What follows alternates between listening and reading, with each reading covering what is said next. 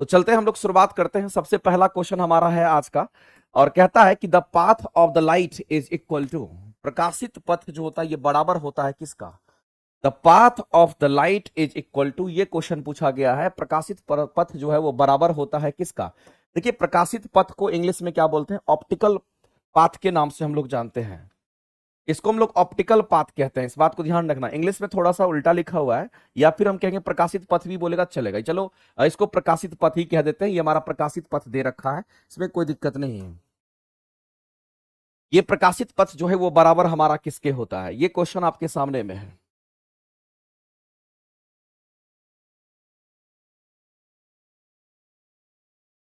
तो एक बात आप जान लीजिए मेरे भाई, एक्चुअली में होता क्या है, जैसे मान लेते हैं कि हमारे सामने में क्या है, तो जब भी अपवर्तन की क्रिया होगी तो कुछ इस तरीके के होगी, और हम लोग कहते हैं कि हमारा यहाँ पर माध्यम है और ये हमारा क्या, तो नॉर्मल पोजीशन हमारा होता है। और इसमें दो माध्यम की हम बात करेंगे, माध्यम 1 और माध्यम 2 की बात करेंगे। इसके ऊपर अगर हम लोग जो देख रहे हैं इसको हम लोग कह दिए ये हमारा म्यू 1 मीडियम का है और ये हमारा म्यू 2 मीडियम का है। और इसमें प्रकाश को जो हम लोग इंटर करवा रहे हैं तो वो प्रकाश हमारा म्यू 1 से किधर जा रहा है, तो कहेंगे म्यू 2 की तरफ हमारा जा रहा है। और इसको कंसिडर कर रहे हैं हम लोग प्रकाश, इसको कंसिडर कर रहे हैं हम लोग प्रकाश। इस बात को ध्यान रखना कि प्रकाश हमारा म्यू 1 से म्यू 2 की तरफ हमारा जा रहा है। अब जाहिर सी बात है माध्यम चेंज करेगा तो प्रकाश, आपको पता है कि प्रकाश सीधी रेखा में ना रह करके, अगर मान लेते थोड़ी देर के लिए विरल है और ये सघन माध्यम है, तो प्रकाश हमारा किधर की ओर मुड़ जाता है, तो थोड़ा अविलंब की तरफ ये मुड़ जाता है। थोड़ा सा ये अविलंब की तरफ हमारा बेंड कर जाता है। अगर हम कह सकते हैं कि माध्यम यहाँ का सघन है और ये माध्यम विरल है तो ऐसी घटना घटेगी। अब मेरे भाई इस बात को समझना कि हमारा क्या होता है। अगर हम इस प्रकाश के लिए, इस लाइट के लिए अगर हम लोग यहाँ पर ऑप्टिकल पाथ देखें और इस प्रकाश के लिए ऑप्टिकल पाथ देखें, दोनों का फॉर्मूला अपना होता है। तो अगर हम इसको ऐसा मान लेते हैं मेरे भाई कि अगर मान लेते हैं कि यहाँ पर हमारा क्या है, इस बिंदु को ए मान लेते हैं और इस बिंदु को ओ मान लेते हैं, इस बिंदु को बी मान लेते हैं, तो आपको ध्यान रखना है कि इस माध्यम के लिए जो ऑप्टिकल पाथ हमारा होगा वो कितना होगा। इस माध्यम के लिए जो हमारा प्रकाशीय पथ होगा, ऑप्टिकल पाथ हमारा होता है, हम कहते हैं इस माध्यम का जो अपवर्तनांक होगा उसको म्यू 1 कह दिए, और इस माध्यम में यहां से लेकर के यहां तक की जो दूरी है उससे उसको गुना कर देते हैं। तो मेरे भाई यहां से तो यहां तक की जो दूरी होगी, इस दूरी को मान लेते हैं, कुछ भी आप अपने हिसाब से मान लीजिए वो डी है, तो म्यू 1 इंटू हमारा डी हो जाएगा। और डी हमारा क्या है, तो देखेंगे डी हमारा प्रकाशीय पथ को बताता है। ये किसको बताता है कि इसको, इसी को हम लोग कहते हैं यहाँ पर प्रकाशीय पथ कहते हैं। यही हमारा प्रकाशीय पथ हो जाएगा, इस बात को ध्यान रखना। इसी को हम लोग प्रकाशीय पथ कह देते हैं। तो जिस तरीके से आप इसमें फॉर्मूला डिराइव किए वही फॉर्मूला आपको यहां भी डिराइव करना है। और यहां पर ओ से लेकर के बी तक को हम लोग अगर डी डैश कह देते हैं, तो यहां जो ऑप्टिकल पाथ होगा, इस माध्यम में जो ऑप्टिकल पाथ होगा हमारा क्या होगा, तो ऑप्टिकल पाथ, इस माध्यम का अपवर्तनांक कितना है, तो म्यू 2 है, और इस माध्यम का अपवर्तनांक म्यू 2 तो है, और यहां से लेकर के यहां तक की दूरी कितनी है, तो कहेंगे डी डैश है। अब आप किसी भी फॉर्मूला का आप इस्तेमाल कर लें, आप इसका यूज कर लीजिए, बात बराबर है। आप नीचे वाले का यूज कर लीजिए, बात बराबर है। तो मेरे भाई कोई फर्क नहीं पड़ता, डी और डी डैश हमारा प्रकाशीय पथ को ही दिखाता है, इसलिए हम किसी का भी यूज कर सकते हैं, चलेगा। तो इसी को हम लोग प्रकाशीय पथ कहते हैं, इसी को हम लोग प्रकाशीय पथ कहते हैं। क्वेश्चन में आपको प्रकाशीय पथ की बात कही जा रही है कि हमारा क्या होगा, तो आप किसी भी फॉर्मूला से आप उसको निकाल लीजिए, फर्क नहीं पड़ता है। अगर आप इस फॉर्मूला से अगर निकालना चाहेंगे तो आप कहेंगे सर डी डैश जो हमारा होगा, जिसको हम प्रकाशीय पथ कहते हैं, वो कितने हो जाएगा, तो कहेंगे यहां पर ऑप्टिकल पाथ हमारा ऊपर में होगा, ऑप्टिकल पाथ हमारा ऊपर में होगा, और नीचे में हम लोग क्या, किससे डिवाइड करेंगे, तो म्यू 2 से डिवाइड करेंगे। और ये इसको अपवर्तनांक कहते हैं। इसको हम लोग क्या कहते हैं, तो इसको हम लोग यहां पर अपवर्तनांक के नाम से जानते हैं, ध्यान रखेंगे। और ये जो ऑप्टिकल पाथ है, ये जो ऑप्टिकल पाथ हमारा होता है, ये भी हमारा प्रकाशीय पथ ही होता है, लेकिन आपको माध्यम टू माध्यम इस तरीके से हमारा ये लिखा जाता है। तो आप इस फॉर्मूला से लिखिए कि आप इस फॉर्मूला से लिखिए, फॉर्मूला आपका बराबर ही आ जाएगा। तो अगर हम प्रकाशीय पथ को अगर लिखना चाहते हैं, इसी डी को हम लोग यहाँ पर प्रकाशीय पथ कह दिए, तो ये ऑप्टिकल पथ अपन में हमारा अपवर्तनांक म्यू 2 से डिवाइड कर देंगे। तो बताइए ऑप्टिकल पथ में तो रिफ्रैक्टिव इंडेक्स गुना में हमारा पाथ लेंथ दे दिया, तो गुना वाला तो हमारा नहीं होगा। अपवर्तनांक डिवाइडेड बाय, तो अपवर्तनांक तुम्हारा नीचे है तो यहां अपवर्तनांक ऊपर नहीं होगा। पाथ लंबाई डिवाइडेड बाय अपवर्तनांक, ये पॉसिबल है मेरे भाई। तो इस क्वेश्चन का अगर आंसर करेंगे तो ऑप्शन नंबर हमारा यहां पर क्या हो जाएगा, तो यहां पर ऑप्शन नंबर सी राइट हो जाएगा। याद रख लीजिएगा, ऐसे हम लोग कैलकुलेट करते हैं। आगे चलते हैं, अगला क्वेश्चन कह रहा है, ये क्वेश्चन तो बहुत आसान है। कहता है एक किरण जो वायु के जार में रखे जल के पृष्ठ पर, कह रहा है एक प्रकाश की किरण वायु से जार में किधर से किधर जा रही है प्रकाश की किरण, तो ये क्लियर हो गया, जो प्रकाश की किरण है वो वायु से किधर जा रही है, चलो वायु से लिख देते हैं, तो वायु से जार कहने का मतलब एक कंटेनर है, एक जार में रखे जल के पृष्ठ पर 30 डिग्री कोण पर हमारा क्या होता है, प्रकाशित होता है। यानी कहने का मतलब दो गो माध्यम हमारा हो गया, आपतित होती है। आप ये मान के चलिए मेरे भाई कि जब भी हम बात करेंगे किसके बारे में, तो हम बात करते हैं, यहां पर मान लेते हैं कि थोड़ी देर के लिए समझना कि यहां पर हम मान लेते हैं कि ये कंटेनर है, और इस कंटेनर में क्या भरा हुआ है, तो यहां पर पानी भरा हुआ है। इस कंटेनर में नीचे में हमारा पानी भरा हुआ है, नीचे क्या भरा हुआ है, क्योंकि नीचे पानी भरा हुआ है, ये नीचे पानी भरा हुआ है। इस तरीके से हम पहले ही डिसाइड कर लेते हैं कि चलो नीचे हमारा पानी भरा हुआ, कुछ इस तरीके से। और एक बात आपको ध्यान रखना, नीचे कंटेनर मान करके चलना। और एक चीज तो हम लोग जानते हैं कि हम लोग अपने हिसाब से काल्पनिक रेखा को हम लोग दिखा सकते हैं, जिसको हम अविलंब कहते हैं। लेकिन अविलंब जो होता है वो सरफेस के साथ कितना डिग्री कोण पर होता है, तो ये भी सच है कि 90 डिग्री कोण पर हमारा होता है। बस इसको समझने के लिए हम लोग पढ़ने के लिए अविलंब को दिखाते हैं, और कोई मतलब इसका नहीं है एंगल वगैरह को मापने के लिए। अब यहां पर आपको ध्यान रखना, अगर मान लेते हैं यहां पर हमारा प्रकाश, इधर मान लेते हैं वायु है, इधर हम लोग क्या मान लेते हैं, तो इधर हमारा क्या है, तो कहेंगे इधर हम लोग मान के चलते हैं कि वायु है, यानी कि एयर है। और नीचे में क्या है, तो नीचे में जल है, नीचे में पानी है, यानी कि नीचे में हमारा क्या, तो कहेंगे यहां पर हमारा जल है। इस बात को ध्यान रखना, पानी है, कंटेनर में पानी है। अब कहता है कि प्रकाश की जो किरण है, वो प्रकाश की किरण कैसे आ रही है, 30 डिग्री कोण पर आपतित होती है। मेरे भाई आपतन कोण की अगर हम बात करते हैं, तो जब कभी भी आपतन कोण हमारा होता है, तो वो किसके किसके बीच का होता है। आपको मैंने थ्योरी की क्लासेस में कई बार बताया है कि जब कभी भी आपतन कोण आपको कैलकुलेट करना होता है, तो आपतन कोण किसके किसके बीच में होगा, तो याद रखना मेरे भाई, अविलंब और आपतित किरण के बीच का हमारा होता है। अविलंब की हम बात करते हैं और आपतित किरण के बीच का हम बात करते हैं। तो अविलंब तथा आपतित किरण के बीच का जो कोण होता है, उसको हम लोग कहते हैं अविलंब, तथा आपतित किरण के बीच को हम लोग क्या कहते हैं, आपतन कोण कहते हैं। एक परावर्तन कोण होता है, जिसको हम लोग कहते हैं अविलंब तथा परावर्तित किरण के बीच में, या फिर यहां पर अपवर्तित किरण हमारा होगा, क्योंकि माध्यम चेंज करेगा। तो अब एक बात बताइए मेरे भाई, प्रकाश अगर हमारा आ रहा है, तो प्रकाश ऐसे हमारा वायु से कहां जा रहा है, पानी की तरफ हमारा जा रहा है। लेकिन आपसे ये बात बोल दिया है कि चलो ठीक है, उधर से तो इधर हमारा आ रहा है, लेकिन आपसे बोला गया है कि बताइए 30 डिग्री कोण पर वो आपतित होती है। इसका मतलब है कि उस कोण, उसका आपतन कोण कितने डिग्री का है, तो 30 डिग्री का है। और आपतन कोण किसके किसके बीच का होगा, तो ये अविलंब है और ये आपतित किरण है। इसका मतलब कहीं ना कहीं ये एंगल आपका कितना होगा, तो ये 30 डिग्री की बात कर रहा है, और इसी को हम आपतन कोण के नाम से जानते हैं। अगर मेरे भाई ऊपर में हवा होता, नीचे भी हवा होता, तो प्रकाश कैसे निकल जाता, तो आप सीधा कहते कि सर प्रकाश में कोई डेविएशन नहीं होता, प्रकाश अपने ही रास्ते में सीधे निकल जाती है। यानी कि कहीं ना कहीं जो प्रकाश है वो हमारा सीधी रेखा में निकल जाती है। लेकिन ऐसा हुआ नहीं। ऐसा क्यों नहीं हुआ, क्योंकि माध्यम जब चेंज करता है तो जाहिर सी बात है कि उसमें डेविएशन आता है। और ये कंसेप्ट हम लोग जानते हैं कि अगर विरल माध्यम से प्रकाश जब सघन माध्यम में जाती है, तो अविलंब के तरफ मुड़ जाती है, अविलंब की ओर मुड़ जाती है। यानी कहने का मतलब कुल मिलाकर के ये है कि जैसे माध्यम चेंज करेगा तो प्रकाश हमारा थोड़ा सा क्या होगा, तो ये अविलंब के तरफ आ जाएगा, यानी कि अविलंब की ओर मुड़ जाती है। इस बात को ध्यान रखना। और ये अविलंब की ओर मुड़ जाती है, कुछ ना कुछ एंगल से अविलंब की ओर मुड़ जाती है। ये तो कंसेप्ट कहता है जब भी प्रकाश सघन सॉरी जब प्रकाश की हम बात करते हैं, और ये प्रकाश किधर से किधर, तो आपको ध्यान रखना है कि प्रकाश विरल माध्यम से सघन माध्यम में जाती है। तो प्रकाश विरल माध्यम से किधर जाती है, तो प्रकाश विरल माध्यम से सघन माध्यम की ओर जाती है। तो ऐसी परिस्थिति में हम लोग कहते हैं कि अपवर्तन के बाद वो किधर मुड़ेगी, तो ध्यान में रखना मेरे भाई, अपवर्तन के बाद ये अविलंब की ओर मुड़ जाती है। अपवर्तन के बाद अविलंब की ओर मुड़ जाती है। इस बात को आप ध्यान रखेंगे, अविलंब की ओर मुड़ जाती है, ये बात आपको ध्यान, अविलंब की ओर मुड़ जाती है, ये चीज आपको ध्यान रखना है। ये अविलंब की ओर मुड़ जाती है, ये बात आपको ध्यान रखना। वही हुआ है हमारा कि विरल हमारा हवा है, सघन पानी है। हवा से अगर हम पानी में भेज रहे हैं तो विरल से सघन में भेज रहे हैं, अपवर्तन यहां पर हुआ, और जैसे ही अपवर्तन हुआ तो अविलंब की तरफ मुड़ गया और अविलंब की ओर मुड़ जाती है। स्टेटमेंट ही है। अब मेरे भाई एक बात बताइए कि इस कोण को हम लोग कौन सा कोण कहेंगे, तो इस कोण को हम लोग कहेंगे अपवर्तन कोण। इसको कहते हैं आपतन कोण, इसको कहेंगे अपवर्तन कोण। चूंकि अपवर्तित किरण के बीच हमारा कोण बनता है, इसलिए इसको अपवर्तन कोण का नाम देते हैं। और ये जो अपवर्तन कोण हमारा होगा, ये कहीं ना कहीं 30 डिग्री के से हमारा थोड़ा कम होगा। 30 डिग्री पर तो ये लाइन होता, लेकिन इधर मुड़ गया। इसका मतलब कहीं ना कहीं ये वाला जो एंगल हमारा यहां पर थीटा होगा, वो 30 डिग्री एंगल से हमारा क्या होगा, कहेंगे कम होगा।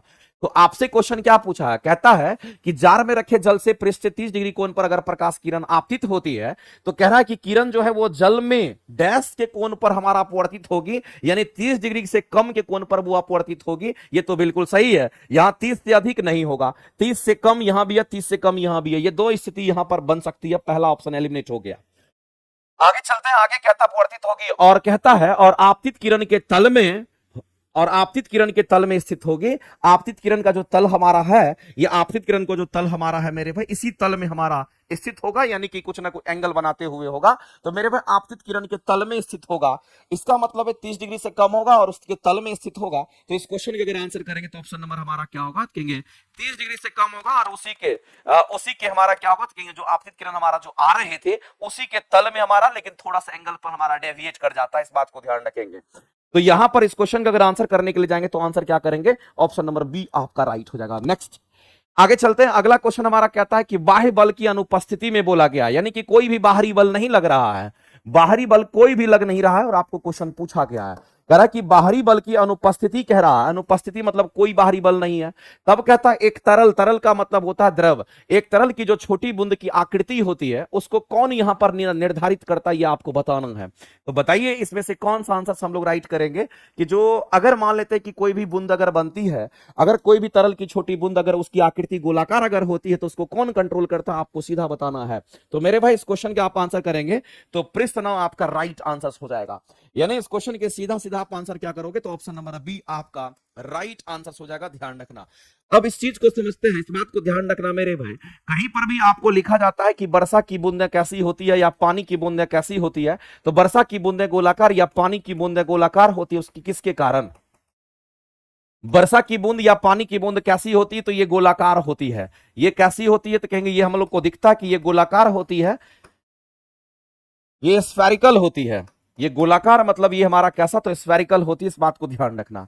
लेकिन ये स्फेरिकल जो होगा ये किसके कारण होगा, ये अगर क्वेश्चन पूछता तो याद रखना मेरे भाई, यहां पर पृष्ठ तनाव के कारण हमारा होता है, कोई बाहरी बल नहीं काम करता है, यहां हमारा पृष्ठ तनाव काम करता है। और पृष्ठ तनाव को इंग्लिश में हम लोग सरफेस टेंशन के नाम से जानते हैं। इसको हम लोग क्या कहते हैं इंग्लिश में, तो इसको सरफेस टेंशन कहते हैं, ये बात आपको ध्यान रखना चाहिए। तो इस क्वेश्चन के आंसर्स तो हमारे निकल गए, यानी कि कोई भी बाहरी बल नहीं कार्य करेगा। और तब जो है वर्षा की बूंदे, पानी की बूंदे, अगर उसकी आकृति की अगर बात करते हैं, उसकी आकृति को कोई कंट्रोल करता है, गोलाकार बनाता है, तो हम सीधा कहेंगे वो पृष्ठ तनाव बनाता है, इस बात को याद रखिएगा।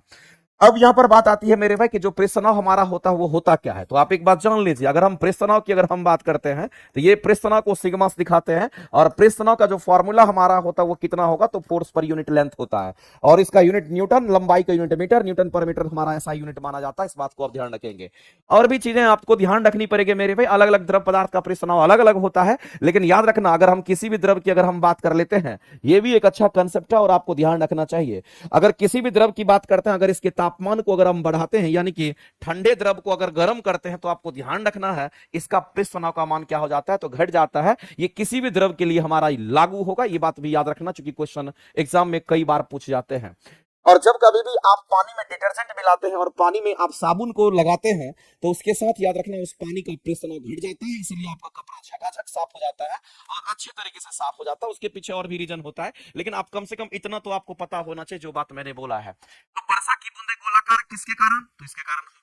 पानी की बूंदें गोलाकार किसके कारण, तो याद रखना इसके कारण होगी। तो यहां पर कोई बाहरी बल नहीं है, उसकी आकृति को निर्धारित करने के लिए, आकृति को निर्धारित करने के लिए हमारा पृष्ठ तनाव होता है। और याद रखना कि जो पृष्ठ तनाव हमारा होता है ये पानी की सतह पर हमारा पैदा होता है। ये कहां पर, तो जो पानी की सतह होती है, पानी के अंदर नहीं, पानी की सतह पर यह पैदा होता है, इस बात को ध्यान रखना।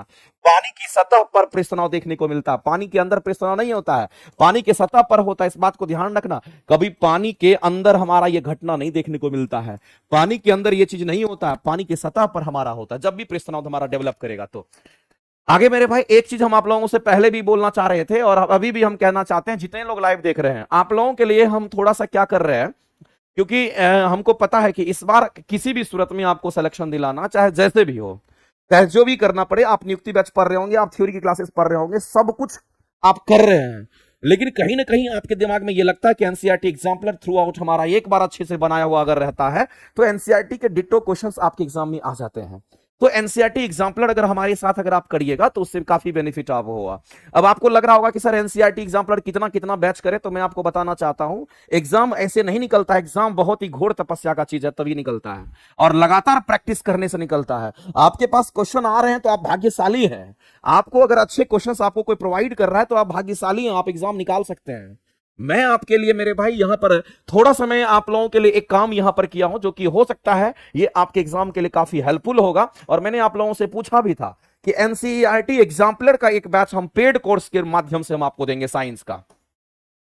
यहां पर हम साइंस का एक बैच हम आपको देंगे और कंप्लीट एनसीईआरटी एग्जाम्पलर आपका रहेगा, चाहे 1 to 5 की तैयारी करते हैं, 6 to 8 की तैयारी करते हैं, या आप 9 10th की तैयारी करते हैं, फर्क नहीं पड़ता है। और एनसीईआरटी एग्जाम्पलर में सबसे इंपॉर्टेंट चीज है कि हम जो इसमें बुक कलेक्ट किए हैं, इस बार अपडेटेड कंटेंट आपको इसमें प्रोवाइड किया जाएंगे। अपडेटेड कंटेंट कहने का मतलब मैंने पिछले बार भी कराया था और बहुत बच्चे को फायदा भी हुआ था, और इस बार हम क्या कर रहे हैं, तो इसमें और भी कंटेंट को जोड़ करके आपके सामने लेकर के आ रहे हैं। और याद रखिएगा, ये 2 जून से ये बैच हमारा आ रहा है, 2 जून से ये बैच आ रहा है, कंप्लीट एनसीईआरटी एग्जाम्पलर हम लेकर के आ रहे हैं। ये आपको आज तो नहीं, लेकिन कल परसों से ये एक्टिव हो जाएगा, आपको एप्लीकेशन पर दिखने लगेगा ये बैच। तो आप सभी लोग मेरे भाई एनसीईआरटी एग्जाम्पलर जरूर करना, और इस एनसीईआरटी एग्जाम्पलर के जो क्वेश्चंस होंगे आपको कंप्लीट रूप से बाइलिंगुअल क्वेश्चन हम आपको प्रोवाइड करेंगे, और बहुत मजा आएगा। इस चीज के लिए आप निश्चिंत रहिए। 200-400 रुपए के चक्कर में नहीं पढ़ना, आपको कंटेंट अच्छा लेना है तो आप अच्छे कंटेंट के साथ मेहनत कीजिए और रिजल्ट पाइए। बस यही मेरा मानना है। 100-200 रुपए के चक्कर में मत रहा कीजिए, ये सर वैसे कीजिए, वो सर ऐसे कीजिए, ऐसा नहीं होता है। आप काम कीजिए, आपको कंटेंट अच्छा मिल रहा है, अच्छे क्वेश्चंस मिल रहे हैं, बस उसको एक्सेप्ट कीजिए और लग जाइए पूरी तरीके से। चलिए, तो इसीलिए एनसीईआरटी एग्जाम्पलर को किसी भी सूरत में करना है, क्योंकि वो आपका बैकबोन ही होगा, इस बात को ध्यान रखेंगे। अगला एक क्वेश्चन कहता है कि 2 सेकंड तक त्वरणशील एक कार 1 सेकंड तक त्वरणशील उसी कार में डैश गुनी अधिक दूरी तय करेगी जब दोनों ही मामले में कार किस अवस्था में होगा, तो कार विराम की अवस्था में होगा, और साथ ही साथ कार का जो त्वरण होगा वो कैसा होगा, तो एक समान त्वरण की बात करेंगे। एक समान त्वरण पर जब हमारा कार चलती है तब वैसी परिस्थिति में आपसे पूछा गया है कि टाइम और दूरी के बीच में क्या रिलेशंस होगा, इस बात को बताना है। तो मैं आपको मेरे भाई इन शॉर्टकट में बताना चाहता हूं, जब भी क्वेश्चन ऐसे मिलेंगे तो आप डायरेक्ट अप्लाई करोगे, कोई दिक्कत नहीं है। शॉर्टकट क्या है कि अगर हम किसी भी गाड़ी की बात करते हैं, किसी भी वस्तु की बात करते हैं, अगर वह एक समान त्वरण से चल रही है, कैसे चल रही है, यानी वह एक समान त्वरण की बात करेगा, यानी कि त्वरण उसका ना तो बढ़ रहा है ना तो त्वरण घट रहा है, इसका मतलब उसका एक्सेलरेशन जो होगा वो किसी भी सूरत में हमारा क्या होगा, तो याद रखना ये कांस्टेंट होगा, एक्सेलरेशन हमारा कांस्टेंट होगा।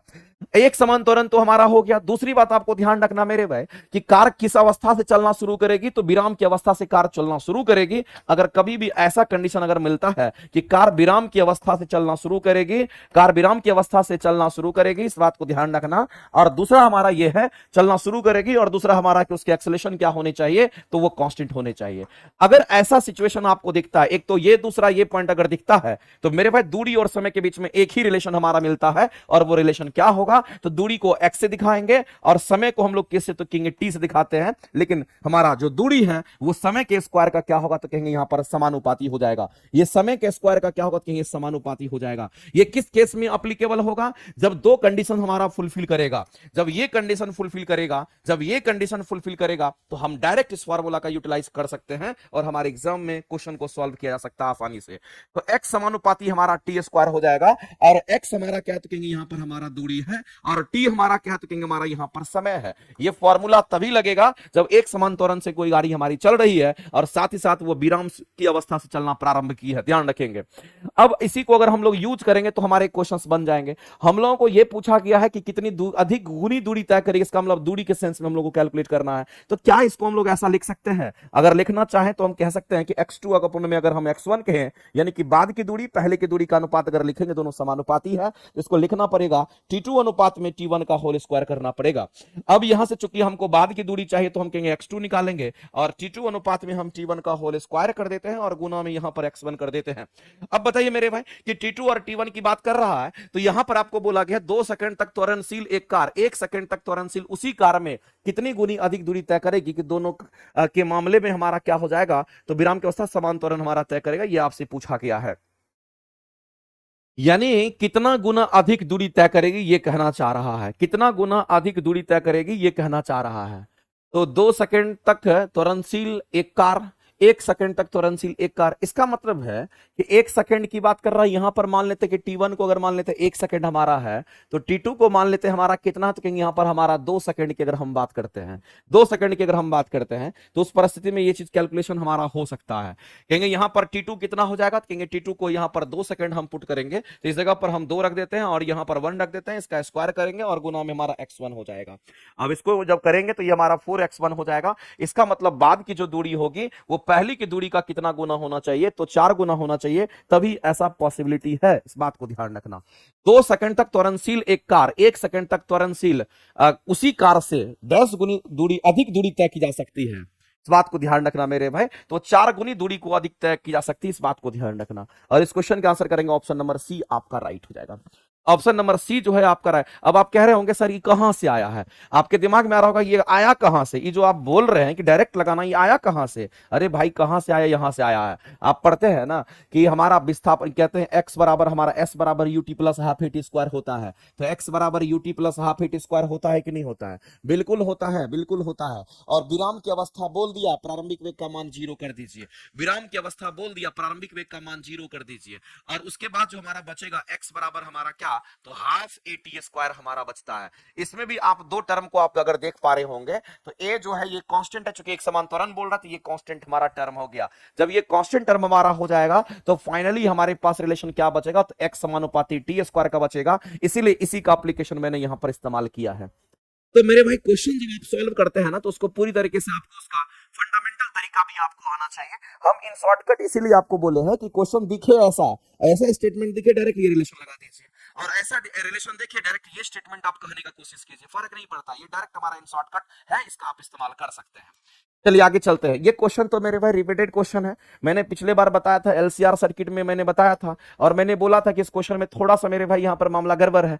तो अगर हम बात करते हैं तो एक तो हमारा श्रेणी क्रम होता है, एलसीआर सर्किट की हम बात करते हैं, एलसीआर सर्किट की बात करते हैं, जो आरएलसी सर्किट मैंने आपको बताया था। तो एलसीआर सर्किट को एक बार सीरीज में भी रख सकते हैं, अगर इसको श्रेणी क्रम में रखेंगे लगाएंगे, और दूसरा इसको कैसे लगाएंगे तो समानांतर क्रम में लगाएंगे। यहां पर ये चीज मेंशन नहीं किया है, तो एक बार श्रेणी क्रम, एक बार समानांतर क्रम। और जब श्रेणी क्रम में लगाएंगे तो इसका क्वालिटी फैक्टर का फॉर्मूला क्या होगा, तो क्वालिटी फैक्टर का फॉर्मूला होता है 1/r अंडर रूट में हमारा क्या होता है L/C हमारा होता है, अंडर रूट में L/C होता है, क्वालिटी फैक्टर का फॉर्मूला होता है। और जब समानांतर क्रम में होता है इसी का जस्ट उल्टा हो जाता है क्वालिटी फैक्टर। तो यहां पर क्वालिटी फैक्टर हमारा कितना होगा, तो R ऊपर जाएगा तो R से गुना हो जाएगा, ये टर्म भी पलट जाएगा, तो यहां पर अंडर रूट में हमारा C/L हो जाता है।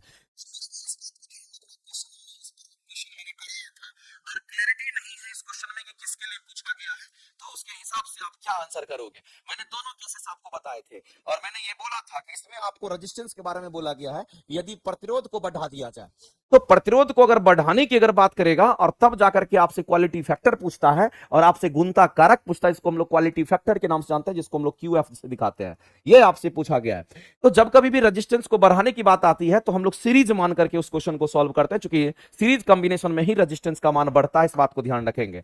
तो यहां पर जो क्वालिटी फैक्टर है हमारा क्या होगा, तो वित्तोकर्मानुपाती हमारा आर का होता है। यहां जो क्वालिटी फैक्टर हमारा होगा ये कैसा होगा, तो समानुपाती आर का होगा। तो मेरे भाई दोनों केसेस में आंसर हमारे अलग अलग होंगे, जैसा कि आप देख पा रहे होंगे। यहां पर अगर देखिएगा तो आंसर कुछ और होगा, यहां देखिएगा तो आंसर हमारा कुछ और होगा। तो मेरे भाई जब प्रतिरोध को बढ़ाने की बात आती है तो हम लोग सीरीज को हम लोग चूज करते हैं, क्योंकि श्रेणी क्रम में हमारा प्रतिरोध का मान बढ़ता है। लेकिन जब हम समानांतर क्रम की बात करते हैं प्रतिरोध का मान घटता है। तो आपको एक चीज मैं बताना चाहता हूं मेरे भाई, क्वेश्चन में आपसे बोला गया है कि अगर रेजिस्टेंस को आप बढ़ा दीजिए, रेजिस्टेंस को बढ़ा दीजिए तो क्वालिटी फैक्टर का मान घट जाएगा, क्वालिटी फैक्टर का मान घट जाएगा। लेकिन अगर मान लेते समानांतर क्रम में अगर जोड़ा गया है, रेजिस्टेंस को बढ़ाएंगे तो क्वालिटी फैक्टर इसका फिर बढ़ जाता है। आप देख लीजिए दोनों के क्वेश्चन के आंसर हमारे अलग अलग आ रहे हैं।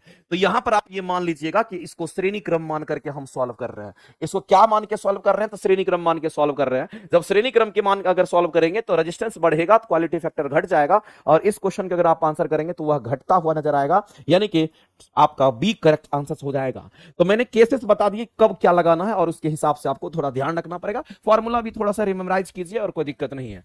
अगला क्वेश्चन हम लोग देखते हैं। नेक्स्ट क्वेश्चन हमारा क्या कहता है, यदि किसी डायनेमो के आर्मेचर की परिक्रमण चाल को दोगुनी कर दी जाए तो प्रेरित विद्युत वाहक बल हमारा कितना होगा, यह क्वेश्चन आपसे पूछा गया है। वैसे आर्मेचर वगैरह के क्वेश्चन आप में नहीं आने वाला है, ये आर्मेचर का क्वेश्चन आप में नहीं आने वाला, ये ना आएगा। ये आर्मेचर वाला क्वेश्चन आप में आने की संभावना एकदम नगण्य है, इस बात को आप ध्यान रखेंगे। लेकिन इसका फॉर्मूला आर्मेचर के लिए अगर हम लोग डायनेमो की बात करते हैं, जनरेटर की बात करते हैं, तो चलो ये अगर आ गया है तो थोड़ा फॉर्मूला के बारे में चर्चा हम कर लेते हैं। लेकिन याद रखिएगा ये क्वेश्चन आपके एग्जाम से बाहर का चीज है, ये नहीं आने वाला है। अगर हम डायनेमो की बात करते हैं और यहां पर अगर हम ईएमएफ कैलकुलेट करते हैं, और जो ईएमएफ हमारा होगा वो कितना हो जाएगा, तो हम लोग डायरेक्ट कहेंगे NABW, ये फॉर्मूला होता है। एन हमारा स्पीड है, ए हमारा क्या, तो आर्मेचर वाइंडिंग की बात करते हैं, क्रॉस सेक्शनल एरिया हमारा होता है, NABW की बात करते हैं, ये हमारा होता है। और डब्ल्यू जो है ये हमारा कोणीय वेग होता है, इसको हम लोग क्या कहते हैं, तो ये हमारा कोणीय वेग या कोणीय चाल आप कह दीजिए, क्योंकि आर्मेचर घूमता है हमारा। तो ये ईएमएफ का हमारा फॉर्मूला होता है, इस बात को ध्यान रखेंगे। अब क्वेश्चन क्वेश्चन में आपसे क्या बोला गया, कहता है यदि डायनेमो के आर्मेचर का परिक्रमण चाल को दोगुनी कर देंगे, तो यानी कि परिक्रमण चाल को अगर दोगुना कर देंगे, इसका मतलब ओमेगा को दोगुना करने की बात कर रहा है। इसका मतलब है जो बाद का ओमेगा होगा वो पहले के ओमेगा का कितना गुना हो जाएगा, तो ये हमारा दोगुना हो जाएगा, ये कहना चाह रहा है। तो इस सबको अगर हम यहां पर मान लेते हैं कि ये सब टर्म हमारा कांस्टेंट है, तो ईएमएफ का रिलेशन हमारा उसके साथ कैसा होगा, कहेंगे ईएमएफ का रिलेशन, इलेक्ट्रोमोटिव फोर्स ईएमएफ का रिलेशन हमारा समानुपाती यहां पर ओमेगा का हो जाएगा, ये समानुपाती ओमेगा का हो जाएगा। अब यहां पर क्वेश्चन को कह रहा है कि अगर ओमेगा को 2 गुना करेंगे तो ये भी 2 गुना हो जाएगा। आप इसको डायरेक्ट लगा सकते हैं क्योंकि समानुपाती है। अगर इस स्पीड को अगर 2 गुना कर दीजिएगा तो ईएमएफ भी कितना गुना हो जाएगा, तो कहेंगे उसका 2 गुना बढ़ जाता है। इस बात को ध्यान रखेंगे, ये अगर 2 गुना तो ये भी 2 गुना हो जाएगा, क्योंकि दोनों समानुपाती है। और इस क्वेश्चन का अगर आप आंसर करेंगे तो ऑप्शन नंबर आपका तब बी करेक्ट हो जाएगा, ऑप्शन नंबर बी जो है आपके राइट हो जाएंगे। चलते हैं आगे। आगे मेरे भाई उष्मा गति, ये तो क्वेश्चन आपके बीपीएससी एग्जाम में पूछा जा चुका है। ये क्वेश्चन आपके एग्जाम में मेरे भाई बीपीएससी टीआरई में क्वेश्चन आपका आ चुका है, बीपीएससी 2.0 में ये क्वेश्चंस आपके आ चुके हैं, और ध्यान रखना। और खास करके ये एग्जाम में बीपीएससी में भी पूछता है, स्टेट में भी ये क्वेश्चन आता ही आता है, ये आपका फिक्स क्वेश्चन होता है, यहां से आता है। उष्मा गतिकी के प्रथम नियम के बारे में क्वेश्चन यहां से पूछा गया है कि क्या संरक्षित रहता है, ये क्वेश्चन आपका पूछा गया है। और जो लोग थ्योरी की क्लासेस कर रहे होंगे उनको तो बताना चाहिए कि उष्मा गतिकी के प्रथम नियम से क्या संरक्षित रहता है। एक बार जल्दी से आप सभी लोग आंसर करके बता दीजिए। आप लोग लगातार थ्योरी पढ़ते आ रहे हैं, लगातार क्वेश्चंस बनाते आ रहे हैं, तो आंसर आपको बताना चाहिए। बताइए मुरली सागर जी क्या करेंगे आंसर, प्रमोद कुमार जी, नायशा राव जी बताइए, प्रियांशु कुमारी, रश्मि कुमारी, राखी सिंह, मुरली सागर बताइए इस क्वेश्चन के आंसर क्या करेंगे। एनर्जी की बात कर रहे हैं, तो चलिए हम लोग बात करते हैं। और बहुत सारे बच्चे इस क्वेश्चन का आंसर सही कर रहे हैं, गलती नहीं कर रहे हैं। इसका मतलब कहीं ना कहीं आप इस जगह से जरूर 1-2 बार गुजरे हुए हैं और आपको ये चीज फील हो रहा होगा। तो हमने आपको कई बार बोला है इसको एकदम शॉर्ट तरीके से आपको पढ़ना है, और इसी तरीके से क्वेश्चन पूछता भी है। अगर हम यहाँ पर उष्मा गतिकी के नियम की अगर बात करते हैं, तो उष्मा गतिकी के जो नियम है वो नियम मेरे भाई कैसा नियम है, तो एक हमारा पहला, इसको पहले को हम लोग कहते हैं ये हमारा शून्यवां नियम होता है। ये हमारा कैसा, तो कहेंगे शून्यवां नियम है। और शून्यवां नियम से मेरे भाई याद रखना कि तापमान का कंसेप्ट मिलता है, इस बात को आप ध्यान रखेंगे। यहां से टेम्परेचर के बारे में पता चलता है, तापमान का संबंध पता चलता है, इस बात को आप ध्यान रखेंगे। दूसरी बात मेरे भाई यहां पर जो हमारा है उसको हम लोग प्रथम नियम कहते हैं, उष्मा गतिकी का हम लोग प्रथम नियम कहते हैं। और जो उष्मा गतिकी का प्रथम नियम होता है ये एनर्जी कंजर्वेशन पर काम करता है, ये ऊर्जा संरक्षण के सिद्धांत पे हमारा काम करता है, इस बात को ध्यान रखेंगे। ये ऊर्जा संरक्षण के सिद्धांत पे, प्रिंसिपल पे हमारा काम करता है, हम प्रथम नियम की बात करते हैं। और दूसरा हमारा यहां पर द्वितीय नियम की अगर बात कर लेते हैं, तो आपको याद रखना है कि जो द्वितीय नियम हमारा होता है इसकी अगर बात करते हैं, इससे एंट्रोपी का कंसेप्ट मिलता है, इस बात को आप ध्यान रखिएगा। इससे एंट्रोपी का कंसेप्ट मिलता है, इससे एंट्रोपी का कंसेप्ट मिलता है मेरे भाई, इस बात को आप ध्यान रखना। और साथ ही साथ जो उष्मा संचरण की दिशा होती है उसका पता चलता है। तो उष्मा संचरण की दिशा, उष्मा संचरण की जो दिशा है वो किधर से किधर होगी, वो यहीं से पता चलता है। तो उष्मा संचरण की दिशा का पता कहां से चलता है, तो यहीं से पता चलता है, इसलिए इसको डायरेक्शनल लॉ के नाम से भी हम लोग जानते हैं। और एक और होता है जिसको हम लोग उष्मा गतिकी का तृतीय नियम कहते हैं, और शायद एक एक बच्चे को पता होना चाहिए। अगर तृतीय नियम की अगर बात करते हैं तो ये क्या बताता है, 0 केल्विन की बात कर रहे हैं, जो कि परम शून्य तापमान होता है। और 0 केल्विन पर सभी पदार्थ के मॉलिक्यूल्स की जो गति होती है वो शून्य हो जाती है। सभी पदार्थ के मॉलिक्यूल्स की गति क्या होगी, सभी पदार्थ के जो मॉलिक्यूल्स की गति होगी वो कैसी होगी, तो सभी पदार्थ के मॉलिक्यूल्स की गति क्या होगी, तो यहां पर शून्य हो जाती है, क्योंकि ये वो न्यूनतम तापमान हमारा होता है, गति शून्य हो जाती है। इस तापमान को हम लोग परम शून्य तापमान के नाम से जानते हैं। और मैं आपको फिर बताना चाहता हूं कि परम शून्य तापमान हमारा ब्रह्मांड का सबसे न्यूनतम तापमान होता है। और इसी 0 केल्विन को हम लोग कितना कहते हैं, तो 0 केल्विन टेम्परेचर हमारा परम शून्य तापमान होता है। और 0 केल्विन की अगर बात करते हैं तो यही हमारा माइनस में 273.15 डिग्री सेल्सियस के बराबर होता है। इस अगर सेल्सियस में बोलेंगे तो माइनस में इतना होगा, केल्विन में बोलेंगे तो यहां, और केल्विन टेम्परेचर कभी नेगेटिव नहीं होता, इस बात को ध्यान रखेंगे। तो उष्मा गतिकी का ये जो नियम मैंने आपको बताया, कम से कम इतना आपको याद रहना चाहिए क्वेश्चन को सॉल्व करने के लिए। तो उष्मा गतिकी के शून्यवां नियम से तापमान के संबंध के बारे में पता चलता है, एक लाइन में याद रहना चाहिए, एग्जाम में आता है, जिसको जराथ लॉ कहते हैं। और प्रथम नियम से एनर्जी कंजर्वेशन पे काम करता है, द्वितीय नियम का एंट्रोपी का कांसेप्ट मिलता है, साथ साथ उष्मा संचरण की दिशा के बारे में पता चलता है। और तीसरा नियम जो हमारा होता है 0 केल्विन, जिसको परम शून्य तापमान कहते हैं, इस तापमान पर सभी मॉलिक्यूल्स की गति शून्य हो जाती है, क्योंकि ब्रह्मांड का ये सबसे न्यूनतम तापमान हमारा होता है, इस बात को ध्यान रखेंगे। बताइए अगला क्वेश्चन चलते हैं, 1 लीटर एल्कोहल का जो वजन होगा हमारा क्या होगा। सबसे पहला चीज तो मेरे भाई एक बात समझ लीजिए, अगर जब कभी भी हम बात करते हैं लीटर के बारे में, अगर कोई चीज लीटर लिखा हुआ है, इस लीटर का मतलब क्या होता है, हम सभी लोग जानते हैं लीटर जो हमारा होता है ये क्या है, तो कहेंगे द्रव के आयतन का यूनिट यहां पर लिखा हुआ है, इस बात को ध्यान रखना। जैसे हम किसी द्रव की अगर बात करते हैं और द्रव का जो मेजरमेंट करते हैं उसमें किस में करते हैं, द्रव का जो मापन करते हैं वो किस में करते हैं, तो द्रव का मापन हम लोग लीटर में करते हैं, ये बात आप सभी लोग जानते होंगे। लीटर में करते हैं, ये लीटर में करते हैं। ये द्रव, कोई भी द्रव का मापन किस में करते हैं तो लीटर में की जाती है, इस बात को ध्यान रखना। और हम सभी लोग जानते हैं कि 1 मीटर क्यूब जो होता है वो कितने के बराबर होता है, तो याद रखना 1000 लीटर के बराबर होता है। इसका मतलब मीटर क्यूब किसका यूनिट है, आप मेरे भाई लगातार पढ़ते होंगे तो आपको ये पता चलता होगा सर मीटर क्यूब जो आप कह रहे हैं ये तो आयतन का यूनिट है, ये तो वॉल्यूम है। अगर ये वॉल्यूम है, अगर मेरे भाई ये वॉल्यूम है, इसका मतलब लीटर भी क्या है, तो कहेंगे ये भी हमारा वॉल्यूम है। अगर वो वॉल्यूम है तो ये भी वॉल्यूम होगा, क्योंकि वॉल्यूम वॉल्यूम के बराबर हो सकता है। तो इसलिए लीटर भी किसका यूनिट है, तो कहेंगे हमारा आयतन का यूनिट होता है। अब क्वेश्चन पर चलते हैं। इतना बात क्लियर हो जाने के बाद रिलेशन भी बता दिए, और कहता है 1 लीटर एल्कोहल जो हमारा होता है उसका वजन हमारा क्या होगा। तो मेरे भाई जब एल्कोहल की बात कही जा रही है और 1 लीटर एल्कोहल है, तो कह रहा है कि सर्दी की तुलना में गर्मी में कम होगा, गर्मी की तुलना में सर्दी में कम होगा, सर्दी तथा गर्मी दोनों में समान होगा। मेरे भाई द्रव की बात कर रहा है, 1 लीटर की बात कर रहा है, उससे कोई फर्क नहीं पड़ता सर्दी रहे कि गर्मी रहे, अगर वो 1 लीटर है तो 1 लीटर ही रहेगा, यानी उसके आयतन फिक्स होते हैं मेरे भाई। यानी इस क्वेश्चन के अगर आंसर करेंगे तो ऑप्शन नंबर हमारा यहां पर सी राइट हो जाएगा। ऑप्शन नंबर हमारा सी राइट हो जाएगा, इस बात को ध्यान रखना। आगे चलते हैं। हाँ, एक बात ये सही है कि अगर हम एल्कोहल की बात करते हैं तो एल्कोहल हमारा कैसा होता है, ये चीज जानने योग्य है। इसको आप नोट करके आप मेंशन कर सकते हैं। जब कभी भी आपसे एल्कोहल की बात कर रहा है तो आप एक बात जान लीजिए, एल्कोहल जो हमारा होता है ये वोलाटाइल होता है। ये कैसा होता है, एल्कोहल हमारा वोलाटाइल होता है, इस बात को आप ध्यान रखना। एल्कोहल वोलाटाइल होता है और साथ साथ ये ज्वलनशील होता है, आग बहुत जल्दी पकड़ता है एल्कोहल में। ये वोलाटाइल कहने का मतलब आप खुला छोड़ोगे एल्कोहल उड़ जाता है उसमें से। एल्कोहल थोड़ा वोलाटाइल नेचर का हमारा होता है, ये बात आपको ध्यान रखना है। आगे चलते हैं। यहां पर मेरे भाई आपसे बोला गया पोल स्ट्रेंथ, हम लोग मैग्नेटिक पोल स्ट्रेंथ की बात करते हैं, और आप सभी लोग जानते होंगे मेरे भाई कि मैग्नेटिक पोल स्ट्रेंथ सबसे अधिक कहां का होता है। आप मैग्नेट पढ़े होंगे और मैग्नेट में ये सारी चीजें हम पढ़ाते हैं और वहां पर ये सारी चीजें हम बताते हैं। अगर मैग्नेट की बात करते हैं जिसको हम चुंबक के नाम से हम लोग जानते हैं, तो एक बात आप जान लीजिए, जो मैग्नेट हमारा चुंबक होता है वो कुछ इस तरीके का हमारा होता है, जिसमें नॉर्थ पोल भी होगा और हमारा साउथ पोल भी हमारा होता है। तो एक तरफ हम लोग अगर देखते हैं इसको नॉर्थ पोल कह देते हैं, एक तरफ देखते हैं इसको साउथ पोल कह देते हैं। इसमें कितने पोल हैं, तो 2 पोल हमारा होता है। सबसे अधिक अगर मैग्नेटिक स्ट्रेंथ कहीं पर होता है तो पोल पर होता है, इस बात को ध्यान रखना। सबसे अधिक मैग्नेटिक स्ट्रेंथ कहां होता है, सबसे अगर अधिक मैग्नेटिक स्ट्रेंथ की बात करता है, सबसे अधिक मैग्नेटिक स्ट्रेंथ कहां पर होता है, तो एक लाइन में आप जान लीजिए सबसे अधिक मैग्नेटिक स्ट्रेंथ मेरे भाई क्या होता है, कहां होता है, तो आप कहेंगे एट पोल पर होता है। कहां पे, एट पोल। पोल में कुछ भी हो सकता है, हमारा नॉर्थ भी हो सकता है, साउथ पोल भी हो सकता है, नॉर्थ साउथ कोई भी पोल सकता है, लेकिन सबसे अधिक मैग्नेटिक स्ट्रेंथ हमारा यही होता है। सबसे अधिक मैग्नेटिक स्ट्रेंथ कहने का मतलब है आकर्षण और विकर्षण का सबसे ज्यादा हमारा गुण यहीं पर होता है। सबसे मजबूत आकर्षण और सबसे मजबूत विकर्षण का गुण यहीं पर होता है। कहां पर, तो पोल पे होता है। एक बार तो क्वेश्चन पूछा गया मेरे भाई कि आकर्षण मैग्नेटिक स्ट्रेंथ सबसे वीक कहां होता है, मैग्नेटिक स्ट्रेंथ सबसे वीक कहां होता है, कहेंगे इसके बीच में होता है। मैग्नेटिक स्ट्रेंथ की अगर बात करते हैं सबसे वीक कहां पे होता है, सबसे कमजोर कहां होता है, तो आप सीधा कहेंगे सर सबसे कमजोर अगर मैग्नेटिक स्ट्रेंथ कहीं पर होता है तो दोनों मैग्नेट, दोनों पोल के बीच में होता है, इस बात को आप ध्यान रखेंगे।